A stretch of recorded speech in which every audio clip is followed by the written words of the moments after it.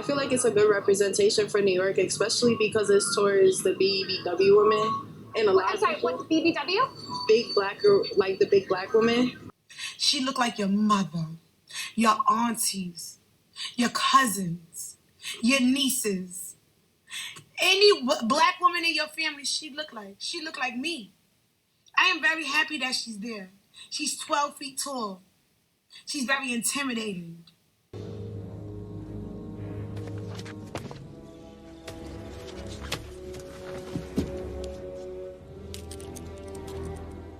At 12 feet tall, in the middle of Times Square, stands a bronze sculpture of a young woman. It's instantly stood out. It's powerful. It's so tall and big. What's up, everybody? This is Mike. It's been a long time since I posted a video, and as I was scrolling through my YouTube feed, I can see a really controversial topic right now that's gone viral.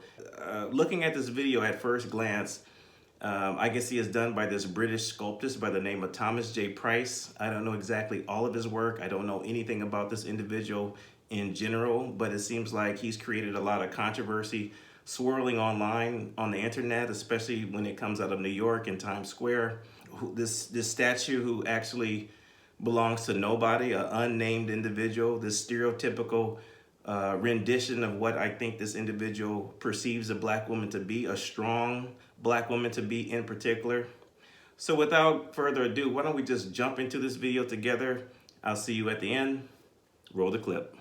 A new statue in Times Square we're told, turning heads. It's making people not only stop and stare, but also reflect. A rare feat in the middle of one of the busiest places in the world. Zinnia Maldonado shows us why. At 12 feet tall, in the middle of Times Square, stands a bronze sculpture of a young woman. It's instantly stood out. It's powerful. It's so tall and big. The sculpture, created by artist ThomasJPrice, was unveiled at Duffy Square last week, and in just a matter of days, it has stopped hundreds in their tracks. Who is she? Well, technically, she's whoever you want her to be. Me being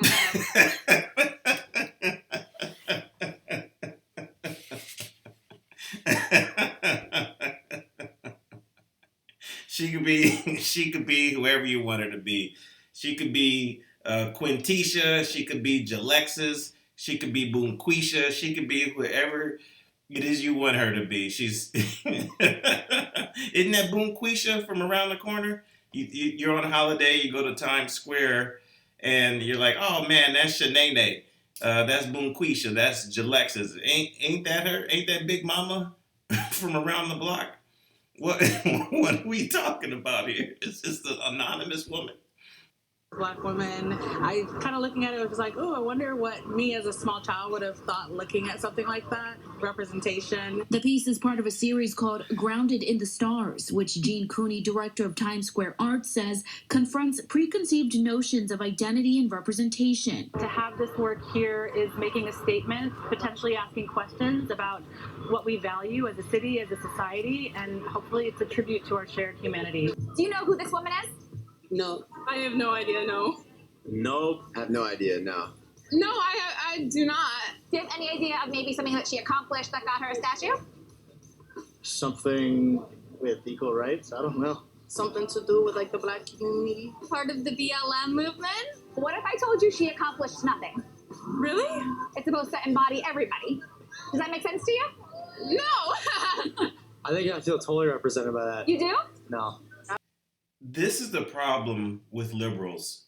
Preconceived notions, or preconceived notion of what? Identity, representation. What is actually this statue representing? Not a real strong black woman, somebody who actually has accomplished something in life. We've gotten to the point where we've put up this ambiguous, this non-identity, this black woman with no identity, who's basically medium to fat, medium build to fat, with braids with her hands on her hips, full of sass, full of back talking, full of, That's what this statue represents to me. When I see this statue, I see all kinds of the wrong types of black representation. This should not be the standard prototype of what a white liberal curator of a museum, whoever does these statues in Times Square, feels about black people. Spoke with expressed different interpretations of what she represents to them. It's a plus size woman. I'm a plus size man. I'm African American. It's the African American woman statue. So just seeing another piece for me to stop and just have a moment with was very powerful. If you look at the eyes, it's looking straight at something. It's focused. It's purposeful. The sculpture proves to be a well-liked juxtaposition placed. Those eyes are dead. That's a black woman with no spirit, no soul, no ambition, who's made wrong life choices. That's what I look at when I see this representation of a black woman. I see death and destruction and despair. And there's nothing representative about that should be represented in the black community. The more traditional statues in Times Square, which is the goal, according to officials, of placing said artwork in such a significant area. Coming from a person of color background as well, it's really nice to see something come across as like this everyday person that looks a little bit out of place. But I also think that's because of where we are standing. It might not look out of place if everything in our surrounding reflected everyday life more to us. You know, when I look at this statue, it's just really unfortunate because I give kudos first to the artist who actually created this black woman, this sculptor. But then I'm more frustrated with the white liberal, the curator of this public space, this public domain, that actually greenlit this project and thought this is something that could be attractive. These types of people are not talking to the right black people. And I'm not saying they need to talk to black conservative voices, but in my mind, what I'm most fearful of, because I've had this experience firsthand when I worked in this very liberal law firm in Century City, is that we had this type of black woman actually working for the law firm. She was loudmouth.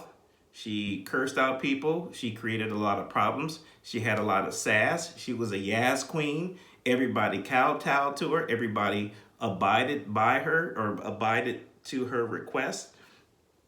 Indirectly, she was actually running a whole department because everybody was afraid of her.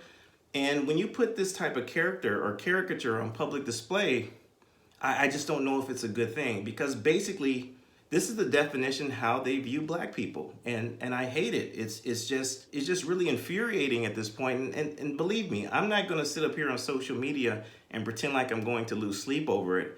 But what's the most upsetting to me is that this is how people think of us. And this is where we've gotten to this point. You know, we're midway into 2026. I mean, we're 2025. We're you know, 2026 is around the corner.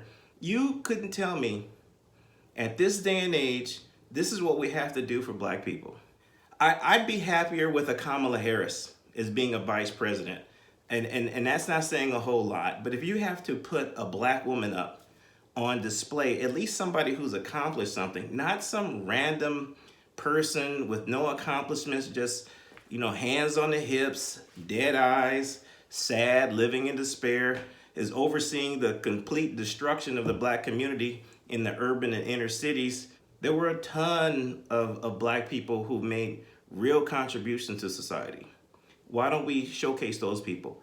Putting politics aside, we have a gazillion black representatives that we can put in Times Square that would much better serve us as a black community than a woman who's ambiguous, that nobody knows who she is, who hasn't accomplished anything, braids, so black women don't have their own hair, black women are overweight. This is what I have, the problems I have with the liberals. This is how they view black people. Maybe next time he'll just put up a statue of Leroy, and Leroy will have a wife beater on and his pants hanging off his ass, because this is where we're headed.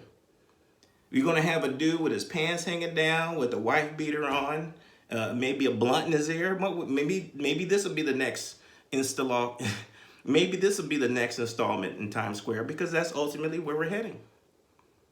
Anyway, this is Mike. Tell me what you think about my commentary. I know I've been away for a long time. I don't have a lot of subscribers. I do this as a hobby solely. See you on the next one. Peace. I feel like it's a good representation for New York, especially because it's towards the BBW women. And a lot I'm sorry, of people, what's BBW? big black, like the big black woman.